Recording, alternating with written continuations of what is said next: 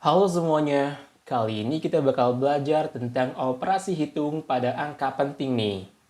Oke, nah operasi hitung pada angka penting sebenarnya tuh ada beberapa poin sih yang akan kita bahas. Kita mulai dari poin pertama dulu aja kali ya, yaitu tentang pembulatan. Apa sih itu pembulatan? Jadi sederhananya gini, pembulatan adalah penyederhanaan nilai hasil pengukuran dengan aturan tertentu. Di mana aturan yang pertama yaitu angka lebih dari 5 dibulatkan ke atas dan kurang dari 5 dibulatkan ke bawah. Contohnya, massa badan Andi adalah 56,23 kg. 56,23 kg ini kalau seandainya kita bulatkan sampai angka 2, angka 3 di belakangnya kan merupakan bilangan kurang dari 5 ya. Alhasil kita harus bulatkan ke bawah sehingga diperoleh yaitu 56,2. Artinya 3 ini bisa kita turunkan ke bawah menjadi 0 gitu kan. Alhasil bisa dituliskan 56,20 juga boleh nih. Kemudian contoh lainnya gini. Massa badan Freddy adalah 60,57 kg. 60,57 kg kalau seandainya kita bulatkan sampai di angka 5, angka di belakang 5 kan bernilai 7. Angka 7 itu lebih dari 5, maka kita bisa bulatkan ke atas. Sehingga kita bisa tuliskan yaitu 60,60 kg gitu. Atau kita bisa tuliskan 60,6 kg. Tapi masalahnya gini, kalau seandainya angkanya tepat 5 gitu ya, kira-kira bisa dibulatkan ke atas atau ke bawah? Nah, ada nih aturan yang kedua, yaitu apabila tepat angka 5, maka dibulatkan ke atas jika angka sebelumnya angka ganjil. Dan dibulatkan ke bawah jika angka sebelumnya adalah genap. Contohnya gini, Andi bergerak selama 50,45 detik. 50,45 detik kalau seandainya kita bulatkan sampai di angka 4, angka di belakang 4 kan bernilai 5 nih. Angka di depan 5 itu 4. 4 itu kan merupakan bilangan genap ya. Kalau seandainya genap, maka dibulatkan ke bawah gitu kan. Alhasil kita bisa tuliskan menjadi 50,4 detik gitu ya. Atau 50,40 detik. Sama aja nih. Contoh lainnya gini. Ani bergerak selama 30,75 detik. 30,75 detik kalau seandainya kita bulatkan sampai di angka 7 dan angka di depan 5 ini merupakan bilangan apa? Ganjil ya. Maka kita bisa bulatkan ke atas. Sehingga diperoleh yaitu 30,80 detik gitu kan. Atau 30,8 detik. Jadi udah tahu lah ya bedanya gitu. Kalau di depan angka 5 merupakan angka genap, maka dibulatkan ke bawah menjadi 50,4 detik gitu kan. Sedangkan kalau seandainya angka di depan 5-nya merupakan angka ganjil, maka kita bisa bulatkan nih ke atas menjadi 30,8 detik. Kita udah selesai ngebahas mengenai pembulatan nih. Berikutnya yaitu operasi hitung pada penjumlahan dan pengurangan.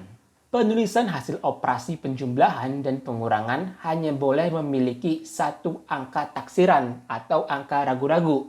Kalau seandainya kalian lupa angka taksiran itu apa, jadi angka taksiran adalah angka yang terletak paling akhir dari suatu nilai. Oke, udah inget ya tentang angka taksiran?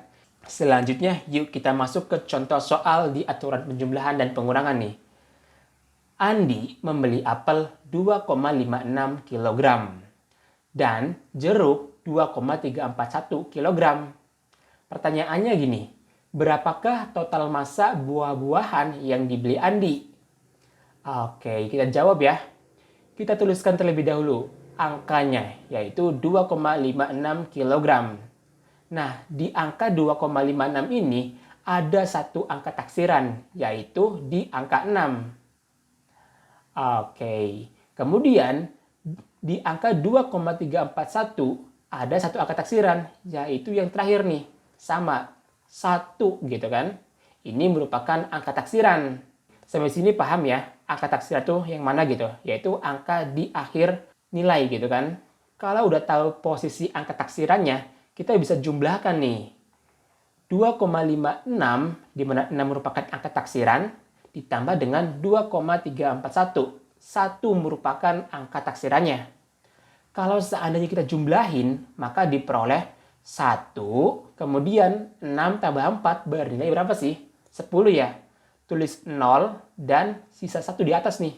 Gitu. Nah, 1 ini juga merupakan angka taksiran. Berarti 1 tambah 5, 6. 6 tambah 3 yaitu 9. Berarti 9 ini juga merupakan bagian dari angka taksiran ya.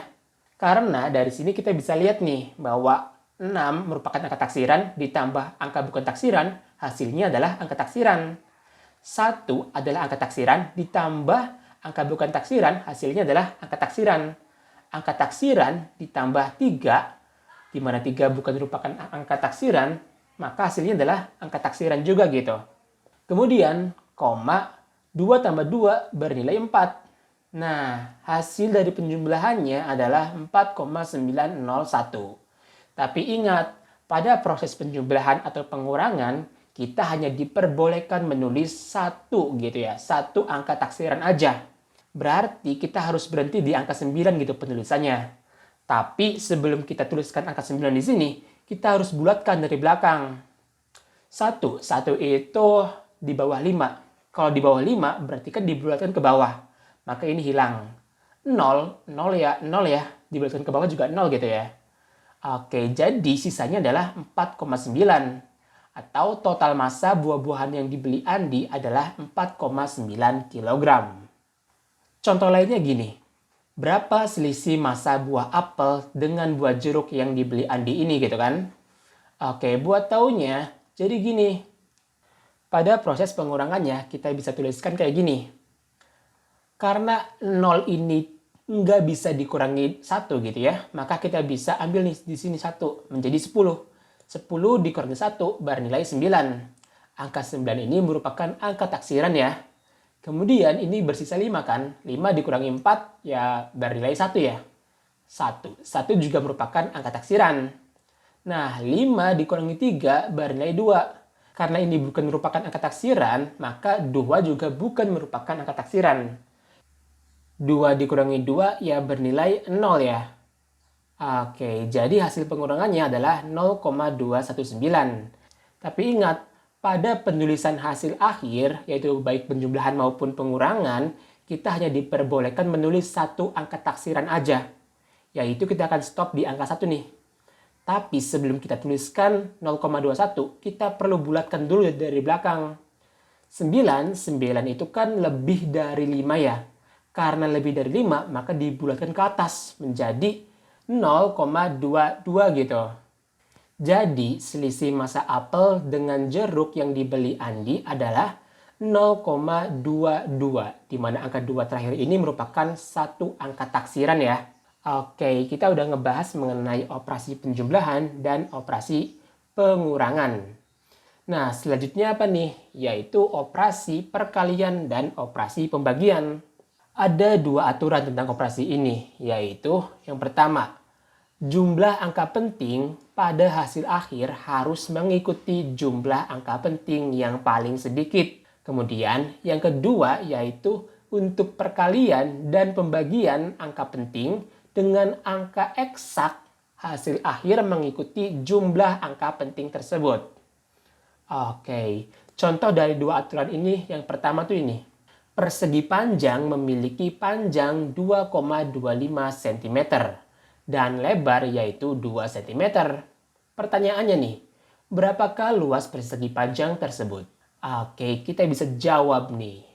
2,25 cm itu memiliki 3 angka penting. Dan lebar 2 cm itu memiliki 1 angka penting. Yang ditanyakan luas ya. Luas itu adalah panjang dikali lebar. Berarti 2,25 cm dikali 2 cm. Hasilnya adalah 4,50 cm persegi. Tapi ingat, pada proses perkalian ini, itu jumlah angka penting terkecilnya adalah 1 gitu kan. Yaitu yang ini nih. Berarti kita harus menuliskan hasil akhir perkaliannya cuma memiliki 1 angka penting aja. Yaitu berhenti di angka 4. Tapi sebelum kita tulis angka 4 ini, kita harus bulatkan dari belakang. 0 kalau dibulatkan ya 0 ya. Kemudian 5 nih, karena di depan angka 5 ini merupakan angka genap, maka angka 5 ini kita bulatkan ke bawah menjadi 0 gitu ya. Sehingga kita bisa tuliskan luas persegi panjang tersebut adalah 4 cm persegi. Selanjutnya adalah contoh pembagian nih. Sebuah kubus memiliki volume 27 cm kubik. Dengan salah satu luas permukaan kubusnya adalah 9 cm persegi. Pertanyaannya nih, berapakah panjang lusuh kubus tersebut? Menarik nih buat dibahas. Oke, jadi gini. Angka 27 cm kubik itu memiliki dua angka penting. Kemudian 9 cm persegi itu memiliki satu angka penting. Nah, buat tahu berapa sih panjang sisinya? Jadi gini, volume kubus sama dengan sisi dikali sisi kan? Maka gini, sisi dikali sisi itu sama dengan luas salah satu permukaannya kubus gitu. Dikali dengan sisi. Kalau masih bingung kayak gini. Ini adalah kubus gitu kan. Kalau seandainya sisi dikali sisi, maka nilainya adalah luas salah satu permukaan kubusnya gitu. Itu yang ini nih, yang diarsir gitu.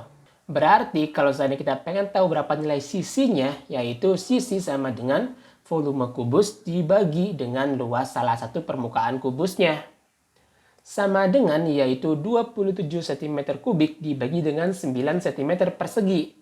Diperoleh nilainya adalah 3 cm. Oke, kita udah tahu nih sisinya adalah 3 cm. Tapi ingat, karena jumlah angka penting terkecil pada operasi pembagian adalah satu angka penting, yaitu 9 ini, maka penulisan akhir operasi hanya diperbolehkan satu angka penting. Nah, kira-kira hasil operasi ini, yang 3 cm ini, itu berapa angka penting nih? Satu angka penting ya. Jadi kita bisa tuliskan bahwa panjang sisi tersebut adalah 3 cm. Berikutnya yaitu perkalian dan pembagian oleh angka eksak. Jadi contohnya gini, Andi membeli buah apel sebanyak 5 buah dengan massa totalnya adalah 25 kg. Pertanyaannya adalah berapakah massa untuk satu apelnya? Oke, kita jawab ya. Angka 5 buah ini itu merupakan angka eksak gitu ya, bukan angka hasil pengukuran. Sedangkan angka 25 kg ini merupakan bagian dari angka pengukuran. Maka kita bisa tuliskan nih, 25 kg ini itu memiliki dua angka penting. Jadi, kalau seandainya kita pengen tahu berapa massa untuk satu apelnya adalah 25 kg dibagi dengan 5 buah, maka sama dengan 5 kg per buah. Artinya, satu buah itu memiliki massa 5 kg. Tapi, karena aturan angka penting pada proses perkalian dan pembagian untuk angka eksak, yaitu adalah hasil akhirnya kita tuliskan dengan angka penting yang tersedia gitu. Yaitu pada kasus ini adalah dua angka penting. Sedangkan 5 ini itu memiliki satu angka penting gitu kan. Berarti kita perlu tambahkan nih, 0,0 gitu menjadi 5,0 kg per buah. Alhasil 5,0 ini memiliki dua angka penting sesuai dengan angka penting yang tersedia pada proses perkaliannya atau pembagiannya, yaitu dua angka penting gitu di soal ini. Oke, kita udah ngebahas keseluruhan tentang operasi pada angka penting, mulai dari pembulatan sampai dengan perkalian dan pembagian. Oke deh, mungkin cukup sekian dulu ya pembahasan kali ini. Sampai jumpa di pembahasan selanjutnya. Dadah!